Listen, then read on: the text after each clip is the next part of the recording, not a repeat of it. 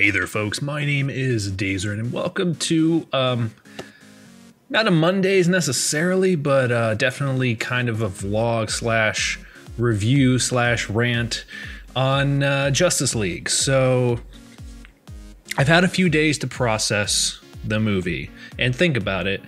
I went and saw it Thursday night into Friday morning, basically its release night, and I've been hearing such diverse things about this movie, and I kind of feel like I can understand why. There's a lot to take in with this movie, so I'm gonna kind of try and break this down as best I can. So let's start with just an overall encompassing, did I like the movie? And to that I say, sort of. There were some aspects of the movie that I did like. I thought the action sequences were very good. They were definitely a step up from previous DC movies. One of the biggest complaints I've always had about DC movies, particularly like Man of Steel, Batman vs. Superman, is that, and even with Wonder Woman to an extent as well, is that a lot of times the battles end up just being nothing more than a punching match, or how hard can you hit somebody. And that's one thing I've always liked about Marvel movies, is that their fight scenes are more planned, they're more cinematic, they're more thought out, strategic, and this one definitely had more of that kind of element to it than I would say previous DC films. The first, half hour to an hour of the movie was a lot of setup that I don't think really was necessary, and I think didn't have to be necessary if DC had made standalone films for their characters in the way that Marvel has before this movie came out. That being said, let's dive into more specific things. The characters and the actors who play them. I thought that Ben Affleck was a great Batman in Batman vs. Superman. Despite not liking that movie, I thought he was a good Batman. In this movie, his character has definitely taken a huge 180. Also, I should probably say this now, spoiler alert. So I'm going to be talking about spoilers of this movie. So just in case you were worried about that, I'm letting you know now. But Ben Affleck played Batman in this one, and I don't feel it was as strong a performance as it was in Batman vs. Superman. He still performs the job, or performs the character well, but I think he was given poor lines. And that's actually kind of how I feel about every single character in this movie. Henry Cavill as Superman comes back, and you know, it seemed like this movie was them trying to make up for how shitty they treated Superman in Batman vs. Superman. They make him out to be like, the world needs Superman, and he's this ray of sunshine, he's the light, he's hope. So it was nice to see them do that, but the way they went about it was this huge 180 from Batman, that like, it was just like that. And it didn't come across as convincing. If we had had a Batman movie between to maybe have him develop these feelings and emotions, then maybe it would have been a little bit better and more convincing. Henry Cavill, again, he performed Superman really well. I've loved him as Superman, but again, he was given poor lines, and I think we got to all address the mustache in the room. That the CGI on Henry Cavill with his mustache was very obvious. I didn't actually know about the mustache thing before going into the movie. It wasn't until after that I found out about it. But when I saw the movie, I was looking at his face going, why does he look so different? There's something off about it. And it wasn't until after my cousin was just like, yeah, he had like a mustache they had to CGI out. And I was like, oh, that's why it looked so weird. So yeah, I totally noticed that there was something off about it. Gal Gadot, however it's pronounced, as Wonder Woman, again, great performance in that she is a great embodiment of Wonder Woman, but was given poor lines. Her action scenes were great. It was just like something out of the Wonder Woman movie, but it was, and that's the thing across all of them. I think the only character that I thought had decent dialogue was Cyborg. And I have to say, I actually ended up liking Cyborg a lot more than I thought I would in this film. He's kind of the core, like, purpose of the movie in terms of resolving the threat. And so I actually really liked his character. The CGI looked like they had improved it from the trailers, so it looked a little bit better. There were still times where it felt a little wonky, especially in full body shots. Like, when it was just kind of maybe just his face or like upper body, not too bad. But when you saw his whole body, it kind of threw it off a bit. What else? Flash. So obviously Flash is the comedic relief in this film. And there were a few times where I definitely found myself chuckling, but I don't feel like Flash's inclusion was not necessary, but definitely downplayed, I think. I think that he had a good kind of role, but they didn't really utilize him as well as they could have. And that's because obviously they kind of play him off as this newcomer. He doesn't really know what he's doing, but he has a couple redeemable moments. The other thing I want to discuss is the, in my opinion, very clear distinction between what was shot by Zack Snyder and what was shot by Joss Whedon. It is incredibly clear, at least it was very clear to me, what sections were shot by who. Because Joss Whedon has a very much more lighthearted take on superhero films from our experience with him with the Avengers. Whereas Zack Snyder obviously is a much darker tone.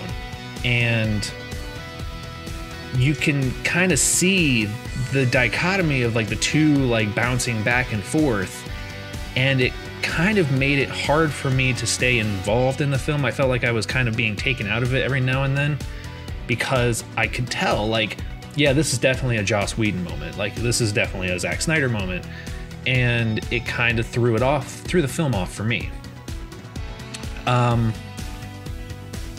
Overall, I think I have the same complaints about this that I had with Batman vs. Superman. I think there is a lot of potential in this movie that could have been way better if DC had taken their time. And that's my biggest complaint about the DC universe in general, and it always has been. I think when Man of Steel came out, Man of Steel, while not a perfect Superman movie, was a pretty solid start for the DC universe. And then when they announced Batman vs. Superman, it just kind of threw it all away. I think if they had done a Wonder Woman, a Flash, Cyborg, Batman standalone, no origin, just a Batman standalone to establish your characters, establish a connection to the people playing those characters, it would have made a much more significant impact when we get to this film, which should have been down the line much further than it is. And I know the big counterpoint to that is DC started late. They started way after Marvel did. And I get that. I get that they want to try to cash in on this as soon as they can, because they don't want to do this and have them trail off because Marvel gets done first and people get sick of superhero movies. But Marvel's been doing this since what, 2007, 2008 with Iron Man? And it's still going strong. It's almost a decade of movies. I haven't felt any real superhero fatigue. My cousin and I haven't really, but maybe some people have, and maybe that's their concern. And I can understand that concern, but I think if you want to do justice to the series, no pun intended, you have to be able to take time and you have to be able to flesh out your characters and develop them. And that's my biggest concern with Justice League. It was my biggest concern with Batman v Superman. And honestly, I think that's why Man of Steel and Wonder Woman are some of the strongest films so far in the DC universe, because they're standalone. They establish the character and they develop them. And that's why Marvel has succeeded so well with this. And this is coming from someone who loves Superman's my favorite superhero. I hate when people talk crap about Superman because I don't understand it. But that's just opinions, I guess. And so I'm a huge fan of Superman. And I can still admit that DC, they kind of fucked up. Quick thing I forgot to mention, so I'm kind of just gonna splice this in at some point during the review. One of the things I also did not like that I forgot to mention in my rant that you're currently watching is the way that they brought Superman back. I think was one of the dumbest things I've seen in a superhero movie. Like, it didn't make any sense that they should use the same method to bring Doomsday to life to bring back Superman. Like, how does that not equal something is equally terrible? Like, it made no sense. And using the mother box, like, none of it made any sense. So I wanted to splice this little piece in to say that that was dumb and they should have done something different. Even if it meant bring in the Eradicator, I don't care.